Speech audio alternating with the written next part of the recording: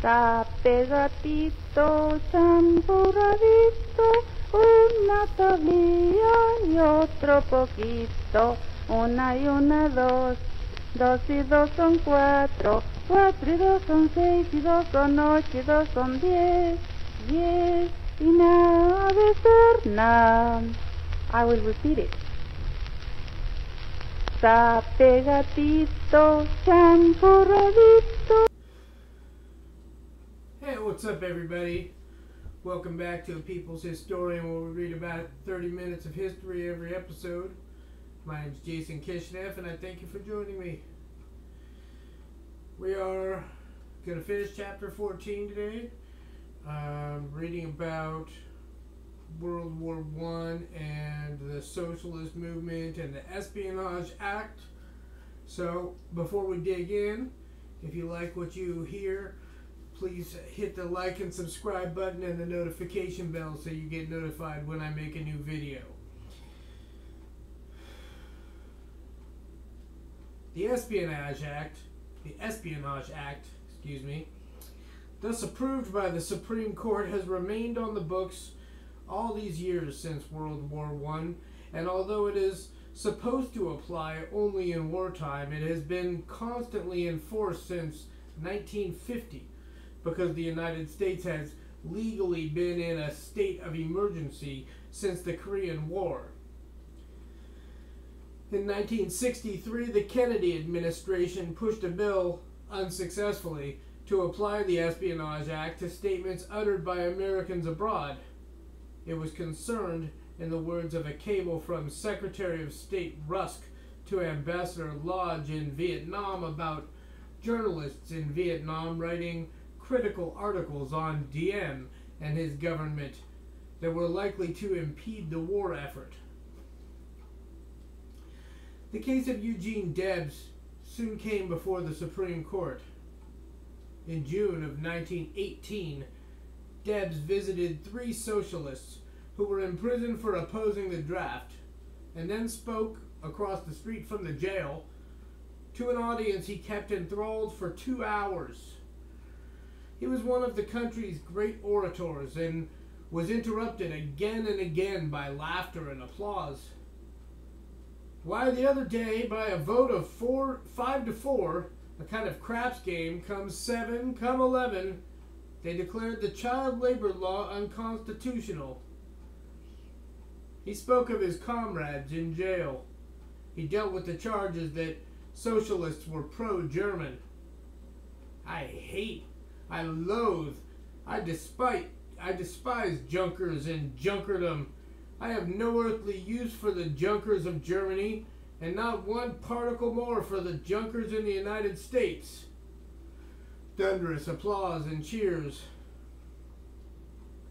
They tell us that we live in a great free republic, that our institutions are democratic, that we are free and self-governing people.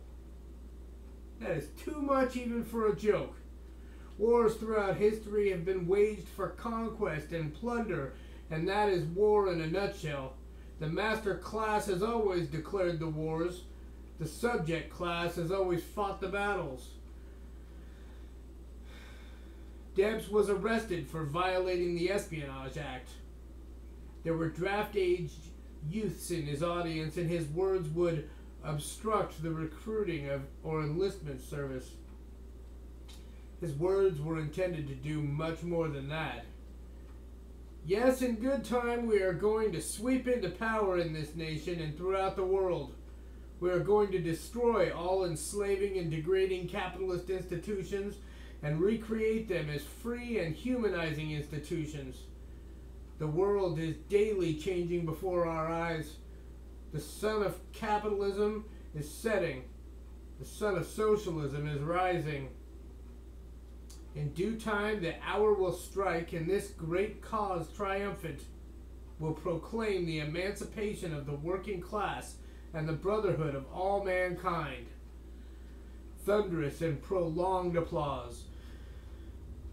Debs refused at his trial to take the stand in his defense or to call a witness on his behalf. He denied nothing about what he said. But before the jury began its deliberations, he spoke to them. I have been accused of obstructing the war. I admit it. Gentlemen, I abhor war. I would oppose war if I stood alone. I have sympathy with the suffering, struggling people everywhere. It does not make any difference under what flag they were born or where they live. The jury found him guilty of violating the Espionage Act. Debs addressed the judge before sentencing. Your Honor, years ago, I recognized my kinship with all living things, and I made up my mind that I was not one bit better than the meanest on earth. I say then, and I say now, that while there is a lower class, I am in it. While there is a criminal element, I am of it. While there is a soul in prison, I am not free. The judge denounced those who would strike the sword from the hand of this nation while she is engaged in defending herself against a foreign and brutal power. He sentenced Deb to 10 years in prison. Did I say Deb? He sentenced Debs to 10 years in prison. I had a neighbor named Deb. That was a long time ago, though. Debs' appeal was not heard by the Supreme Court until 1919. The war was over. Oliver Wendell Holmes, for a unanimous court, affirmed Debs' guilt. Holmes discussed Debs' speech. He then expressed opposition to Prussian militarism in a way that naturally might have been thought to be intended to include the mode of proceeding in the United States.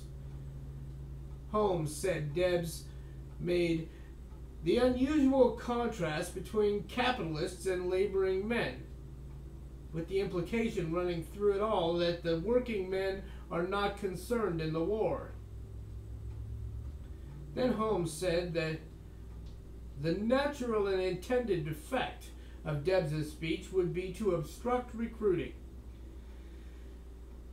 Debs was locked up in the West Virginia State Penitentiary and then in the Atlanta Federal Penitentiary, where he spent 32 months until at the age of 66 he was released by President Harding in 1921. About 900 people went to prison under the Espionage Act. This substantial opposition was put out of sight while the visible national mood was represented by military bands, flag waving, the mass buying of war bonds, the majority's acquiescence to the draft and the war.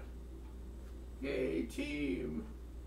The acquiescence was achieved by shrewd public relations and by intimidation, an effort organized with all the power of the federal government and the money of big business behind it. The magnitude of that campaign to discourage opposition says something about the spontaneous feelings of the population toward the war. The newspapers helped create an atmosphere of fear for possible opponents of the war. Newspapers? In April of 1917, the New York Times quoted Elihu Root, former Secretary of War, a corporation lawyer, as saying, "We must have no criticism now." A few months later, it quoted him again that there are men walking about the streets of this city tonight who ought to be taken out at sunrise tomorrow and shot for treason. At the same time, Theodore Roosevelt was talking to the Harvard Club about socialists, IWWs, and others who wanted peace as a whole raft of sexless creatures.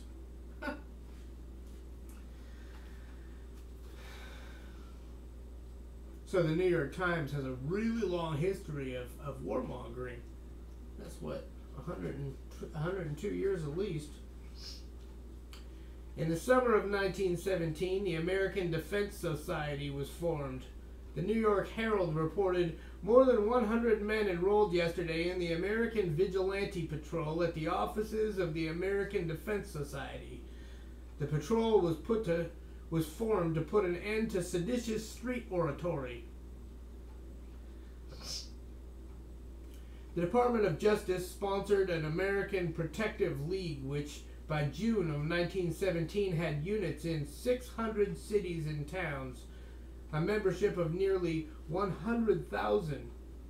The press reported that their members were the leading men in their communities: bankers, railroad men, hotel men.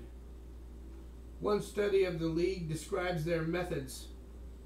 The males are supposed to be sacred, but let us call the American Protective League sometimes almost clairvoyant as to letters done by suspects. It is supposed that breaking and entering a man's home or office place without warrant is burglary. Granted, but the League has done that thousands of times and has never been detected. That's scary. The League claimed to have found 3 million cases of disloyalty. Even if these figures are exaggerated, the very size and scope of the League gives a clue to the amount of disloyalty. The states organized vigilante groups. The Minnesota Commission of Public Safety, set up by state law, closed saloons and moving picture theaters, took count of land owned by aliens, boosted liberty bonds, tested people for loyalty. This smacks of McCarthyism, doesn't it? It's like pre-McCarthyism.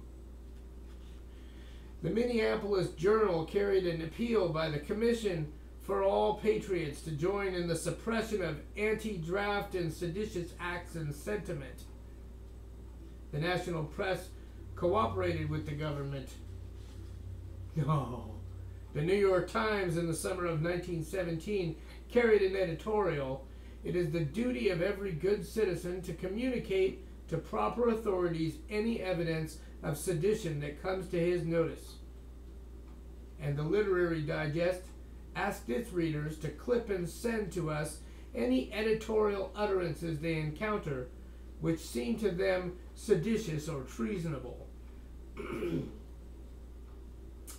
Creel's Committee on Public Information advertised that people should report the man who spreads pessimistic stories. Report him to the Department of Justice. In 1918, the Attorney General said, "It is safe to say that never in its history has this country been so thoroughly policed."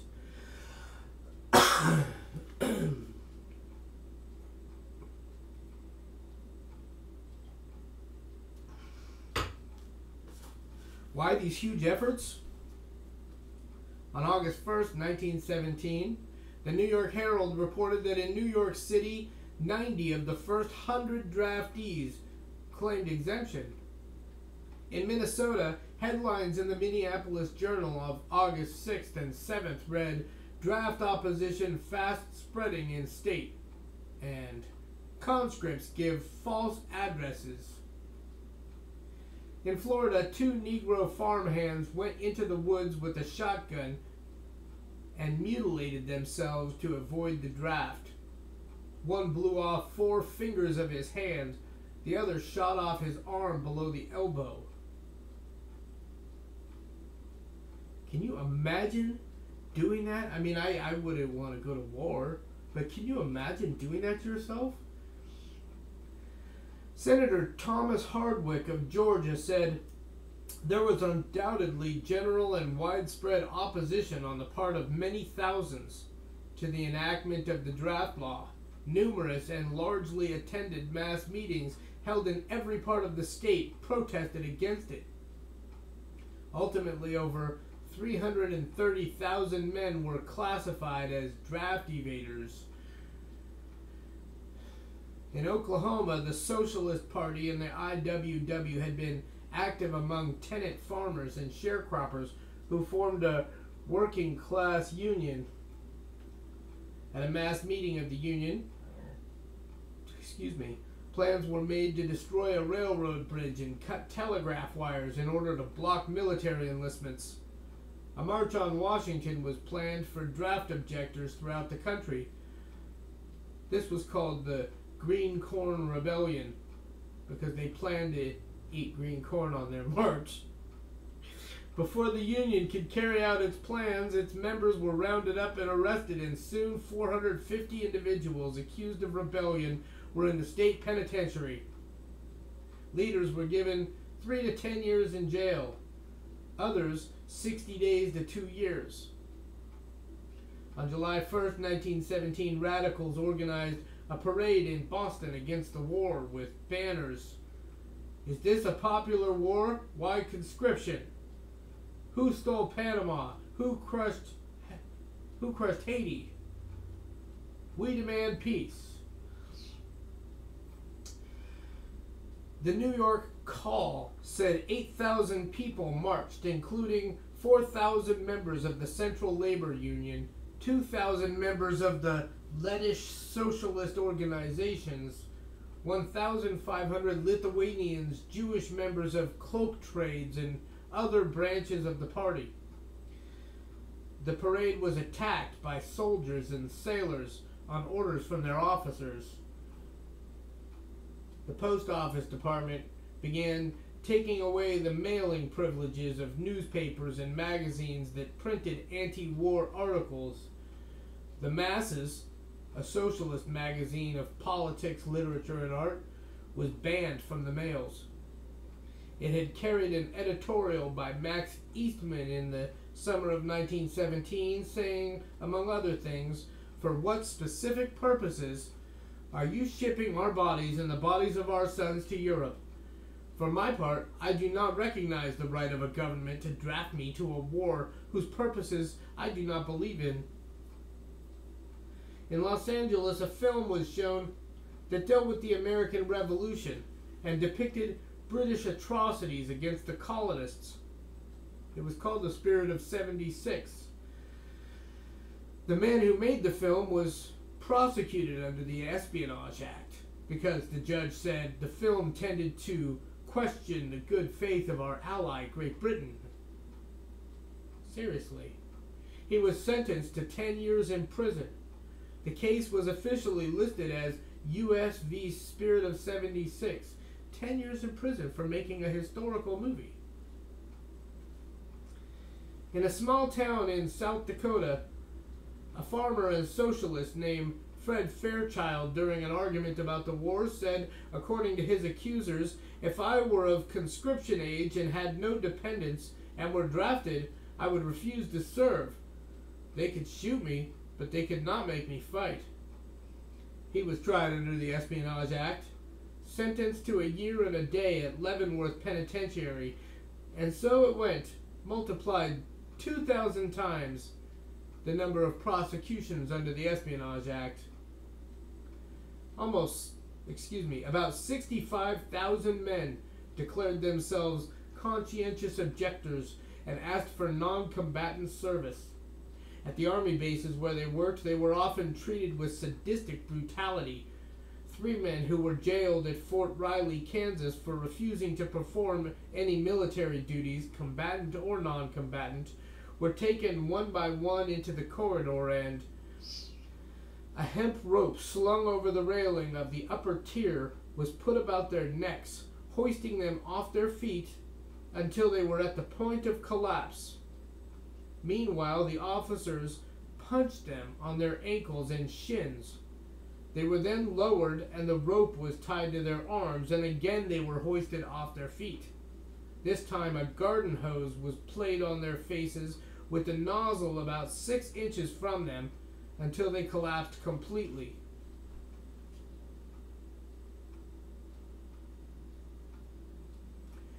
Schools and universities discouraged opposition to the war. At Columbia University, J. McKean Cattell, a psychologist, a longtime critic of the Board of Trustees' control of the university, and an opponent of the war, was fired. A week later, in protest, the famous historian Charles Beard resigned from the Columbia faculty, charging the trustees with being reactionary and visionless in politics, narrow in medieval and religion. In Congress, a few voices spoke out against the war. The first woman in the House of Representatives, Jeannette Rankin, did not respond when her name was called in the roll call on the declaration of the war. One of the veteran politicians of the House, a supporter of the war, went to her and whispered, "Little woman, you cannot afford to not vote. You represent the womanhood of this country." On the next roll call, she stood up. "I want to stand by my country, but I cannot vote for war. I vote no." A popular song of the time was, "I didn't raise my boy to be a soldier." It was overwhelmed, however, by songs like "Over There," "It's a Grand Old Flag," and "Johnny, Get Your Gun." Socialist Kate Richards O'Hare, speaking in North Dakota in July of 1917, said it was reported that the women of the United States were nothing more nor less than brood sows to raise children to get into the army and be made into fertilizer. She was arrested, tried, found guilty, and sentenced to 5 years in the Missouri State Penitentiary. In prison, she continued to fight when she and fellow prisoners protested the lack of air because the window above the cell block was kept shut. She was pulled out in the corridor by guards for punishment. In her hand, she was carrying a book of poems, and as she was dragged out, she flung the book up at the window and broke it, the fresh air streaming in, her fellow prisoners cheering. Emma Goldman and her fellow anarchist Alexander Berkman had already been locked up 14 years in Pennsylvania. She had served a year on Blackwell's Island, were sentenced to prison for opposing the draft. She spoke to the jury. "Verily, poor as we are in democracy, how can we give it to the world?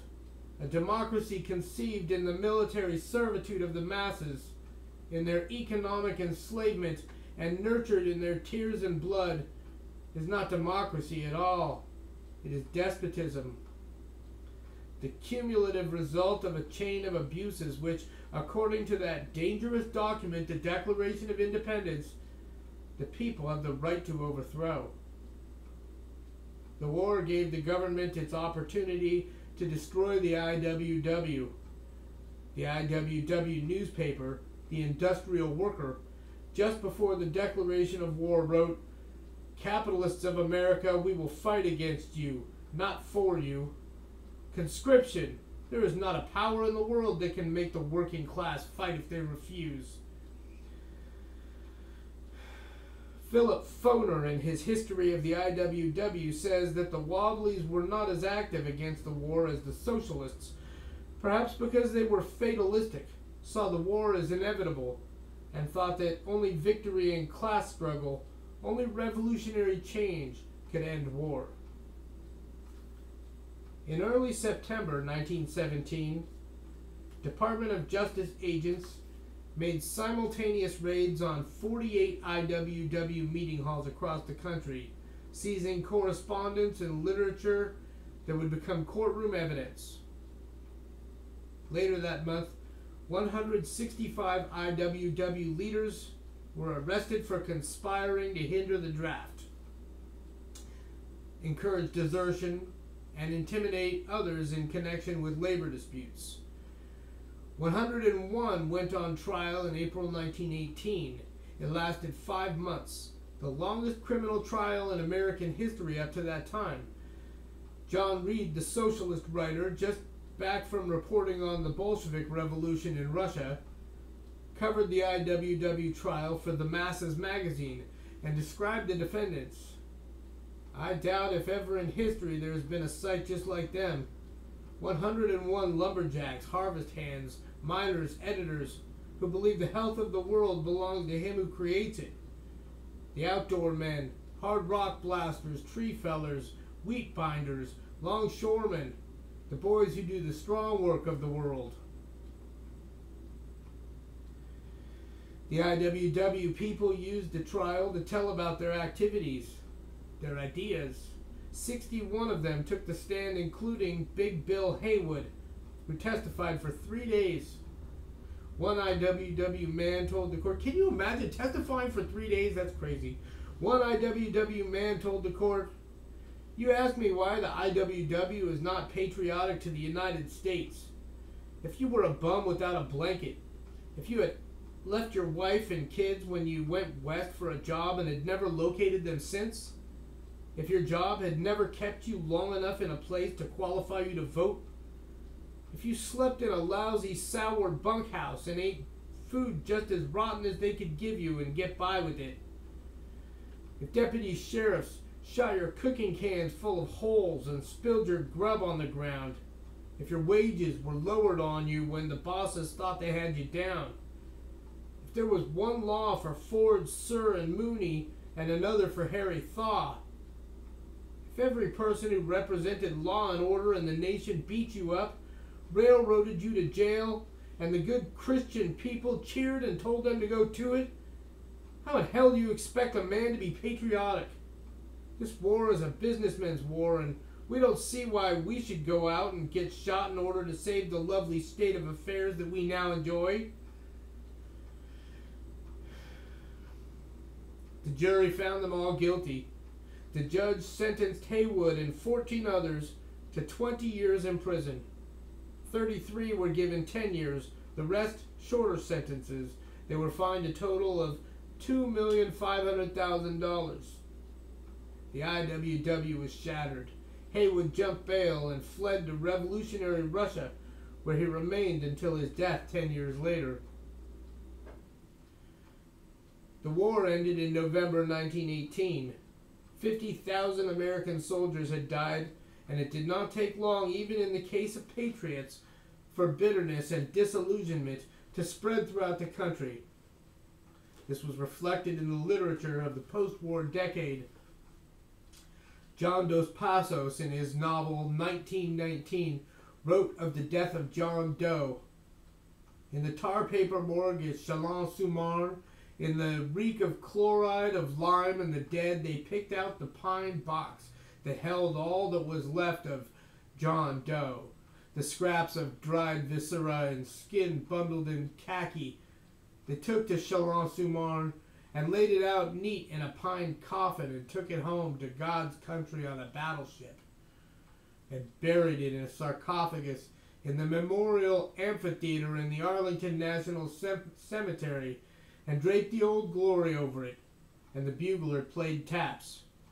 And Mr. Harding prayed to God, and the diplomats and the generals and the admirals and the brass hats and the politicians and the handsomely dressed ladies out of the society column of the Washington Post stood up solemn and thought how beautiful, sad, Old Glory's God's country it was to have the bugler play taps, and the 3 volleys made their ears ring.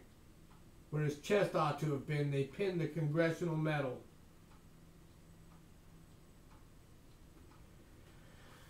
Ernest Hemingway would write a farewell to arms. Years later, a college student named Irwin Shaw would write a play, Bury the Dead. And a Hollywood screenwriter named Dalton Trumbo would write a powerful and chilling anti-war novel about a torso and brain left alive on the battlefield of World War I. Johnny got his gun. Ford Madox Ford wrote No More Parades.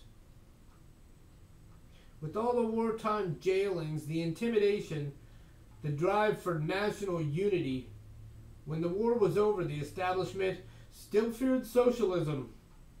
There seemed to be a need again for the twin tactics of control in the face of revolutionary challenge, reform and repression. The first was suggested by George L. Record, one of Wilson's friends, who wrote to him in early 1919 that something would have to be done for economic democracy to meet this menace of socialism. He said, "You should become the real leader of the radical forces in America and present to the country a constructive program of fundamental reform, which shall be an alternative to the program presented by the socialists and the Bolsheviki." That summer of 1919, Wilson's advisor, Joseph Tumulty, reminded him that the conflict between the Republicans and the Democrats was unimportant compared with that which threatened them both.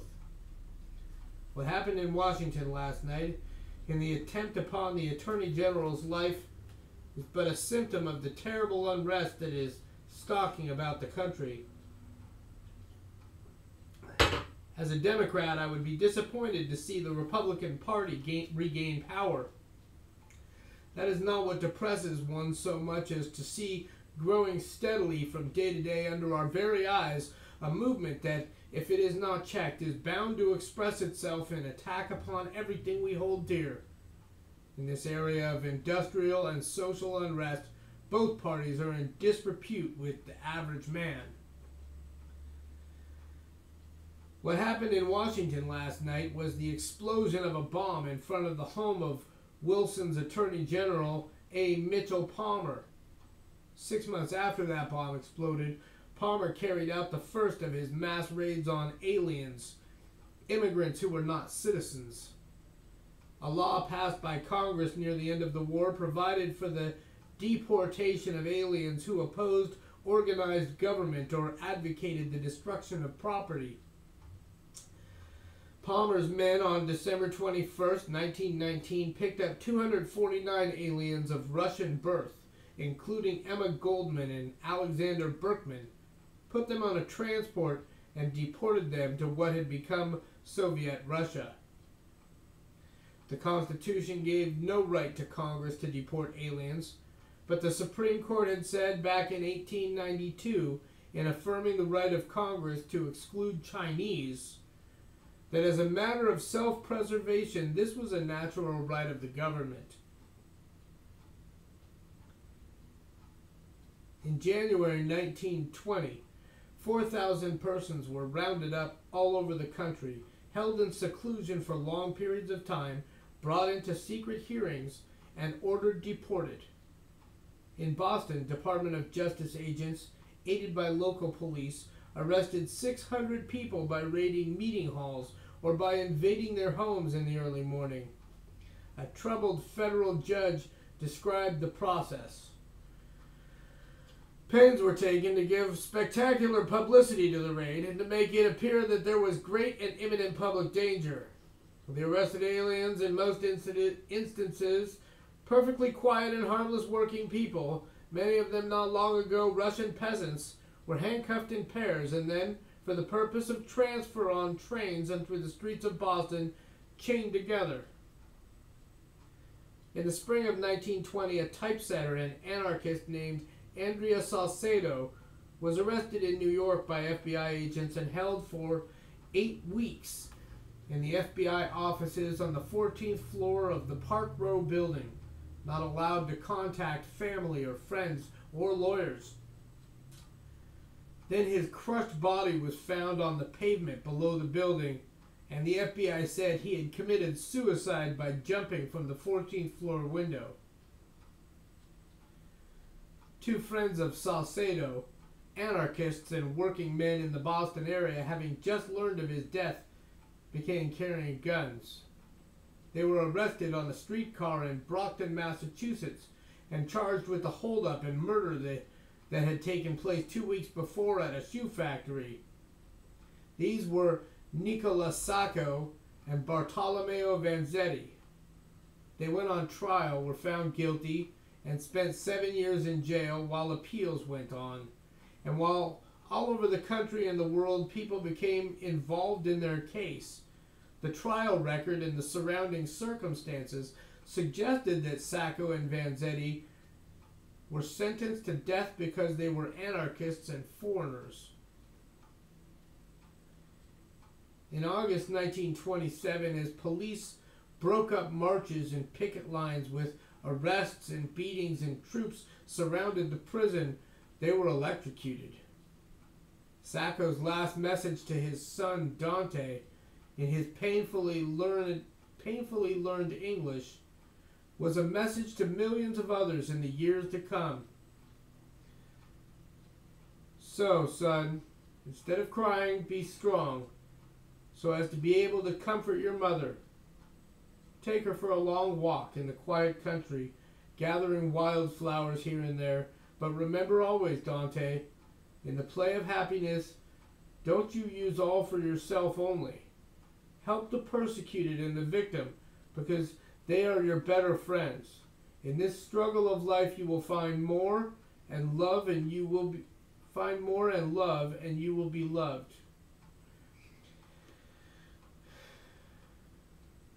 There had been reforms.